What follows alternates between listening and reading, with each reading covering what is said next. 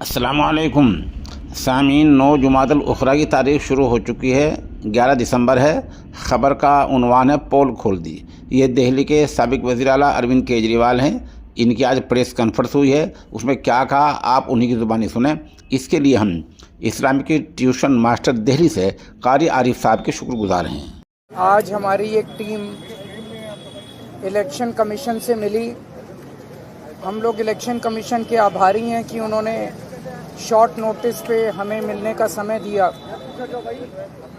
हमने election commission के सामने 3000 पेजेस के सबूत रखे कि किस तरह से भारतीय जनता पार्टी दिल्ली के मौजूदा लोगों के, जो लोग अपने अपने घरों में कई कई सालों से रह रहे हैं, उन लोगों के बहुत बड़े स्तर के ऊपर हजारों की तादाद में वोट कटवाने का षड्यंत्र रच रही है। हमने उनके सामने रखा कि और ये जो वोट कटवाए जा रहे हैं ये अधिकतर गरीब लोगों के, एससी लोगों के, दलितों के, पूर्वांचली लोगों के, जो कि झुग्गियों में रहते हैं, कच्ची कॉलोनियों में रहते हैं, ऐसे लोगों के वोट कटवाने का षड्यंत्र रचा जा रहा है।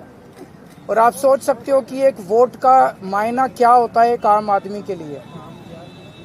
एक वोट बनने से वो इस देश का नागरिक बनता है। तो जब आप किसी वैलिड आदमी के, लीगल आदमी के वोट कटवा देते हैं तो उसका नागरिकता का आधार आप छीन रहे हैं, इस देश में रहने का अधिकार छीन रहे हैं। और इसके अलावा वोट के आधार पे बहुत सारे बेनिफिट्स उसको सरकार से मिल रहे हैं, उन सारे बेनिफिट्स से आप उनको वंचित कर देते हैं।